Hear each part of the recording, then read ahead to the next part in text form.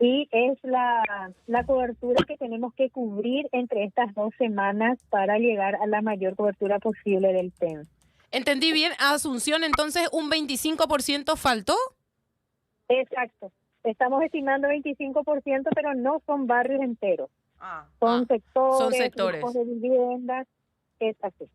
¿En el área central qué se sabe? También estamos en una estimación muy próxima, un poco más que el 75% en central, pero para ser prudente estamos con una cobertura muy similar a Asunción, por tanto tenemos una misma estrategia para formar brigadas que puedan recuperar estos datos alrededor de 2 semanas. Ok, ¿y qué podemos hablar del interior del país o cabeceras departamentales importantes como Encarnación, Ciudad del Este? Ciudad del Este también como tal están reportando una subcobertura importante, el 20% aproximadamente, pero Encarnación reporta una cobertura de casi el 100%, 98%. En conjunto, en el interior del país, las zonas urbanas, llegamos a una cobertura del 95 a 100%. Hablo en intervalos porque es muy variado por ciudad otra vez. Pero las coberturas que nos están reportando los compañeros en el interior del país van del 95 al 100% en todas las ciudades del interior del país, excepto Ciudad del Este, que está presentando también una subcobertura importante, casi similar a Asunción y Central. Entiendo, directora. A ver, entonces repito, 75% se llegó en Asunción, 75% también a la población se llegó en el área central, un 95% en zonas urbanas en el interior del país. Interior, así es, así mismo. Ese es el reporte que tenemos hasta ahora y con ese reporte que vamos a generar las estrategias de recuperación durante estas 2 semanas. Esa estrategia de recuperación, ¿por dónde está yendo, directora? Estamos formando 25 equipos en Asunción y ahí no tengo exacto, creo que 54 equipos en Central. Ahora ya están en campo, en Cuazatí, por ejemplo, ya están cubriendo equipos en edificios que quedaron sin cobertura.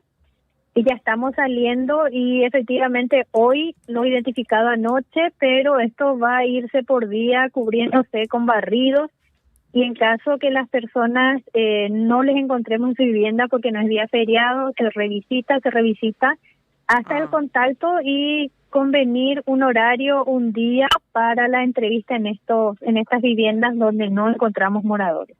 Entiendo. Esto es porque ustedes saben que viviendas no fueron, ¿verdad? No llegaron. En el caso de que la gente diga, yo necesito el censista, porque hubo también algunas denuncias, ustedes me van a contar más al respecto, qué tipo de denuncias hubo, que apareció el papelito nomás de vivienda censada, pero no llegaron ahí o algo sucedió.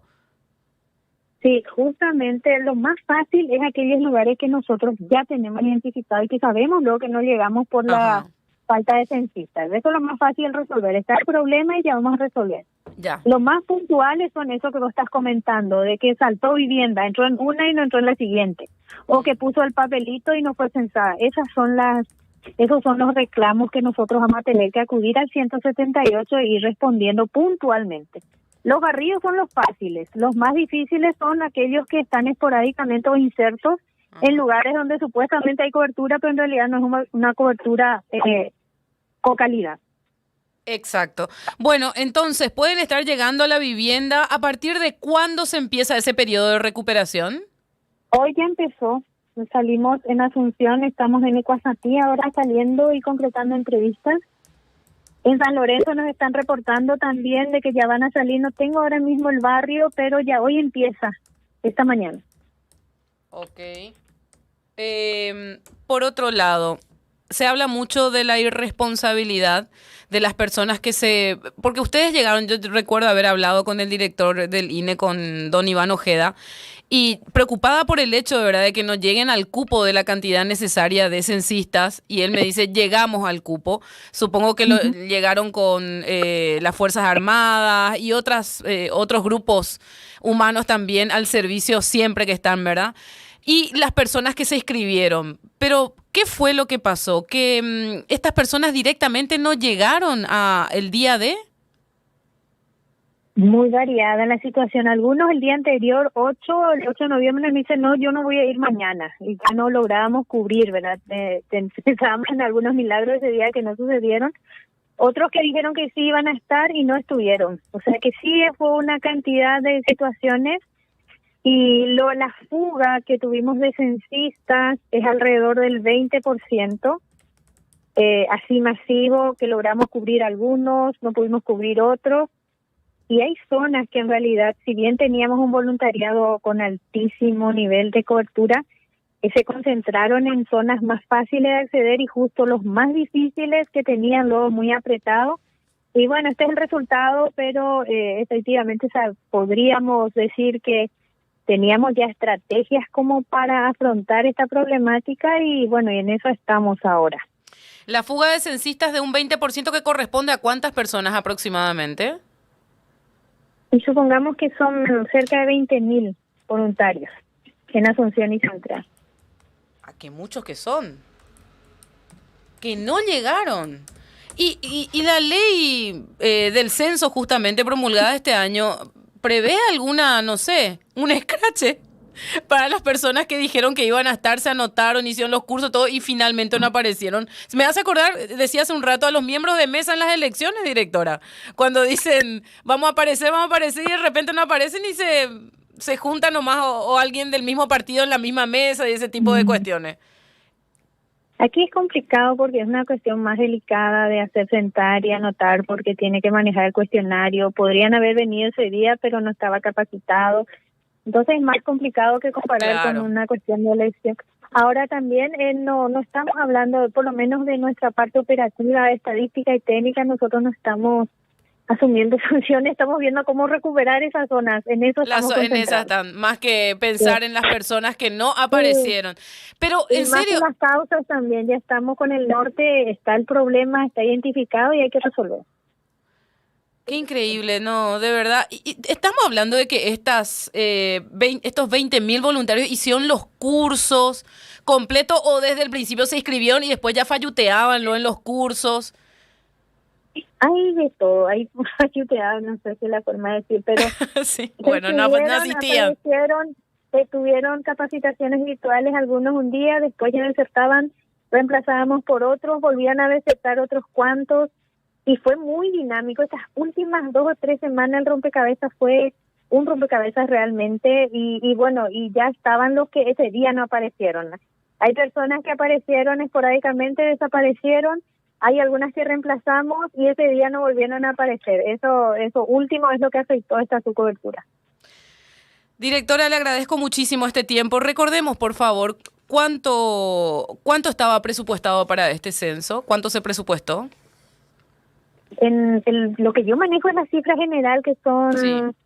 43 millones de dólares que hay que ejecutarlo durante 5 años en diferentes etapas. Ahí yo ya no podría saber cuánto ya se ejecutó hasta el día del censo. Creo que están preparando también un informe en la parte administrativa al respecto. Yo estoy en la parte operativa. Entiendo. Pero eso es lo que manejamos. Y hablando de la parte operativa, mucho se habló también, y hasta hace un rato le escuché al presidente del Congreso que 100.000 guaraníes es muy poco. ¿Qué dice al respecto, directora, por cada censista? Se había apostado pues al voluntariado. Hola. Sí, le escuchamos atentamente.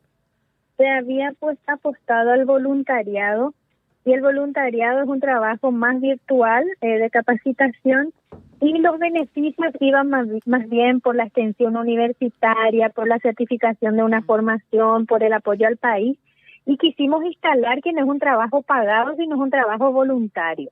Y el 100.000 era por el día, era de una forma de reponer los gastos en los que ellos iban a incurrir por su movilidad y por su comida del día. Entonces, no pensamos en un día de jornada laboral pagada, sino en un voluntariado donde se recupera algunos gastos que podría incurrir el voluntario. Por eso es que se habló de ese 100.000, no como un pago, sino los beneficios iban más bien al voluntariado. Una especie de viático era el 100.000 entonces. Así mismo. Y yo quería comparar, porque justamente tuve esa discusión en casa, digamos, ¿verdad?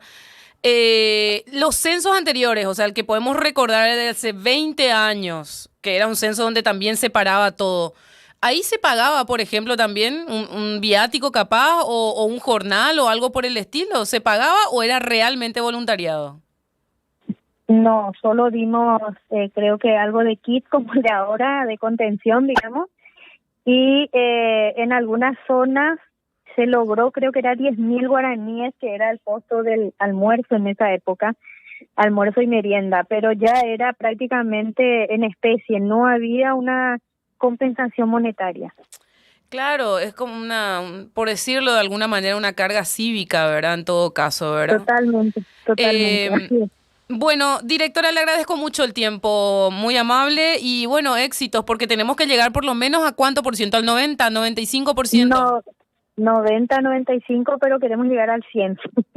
Siempre tenemos que tener ese norte.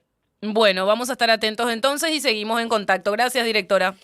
Gracias a ustedes. Hasta luego. Hasta luego, directora de Estadísticas Sociales y Demográficas del INE. Fallutear, no le gusta. Pero los perros que fallutearon, ish. La pucha.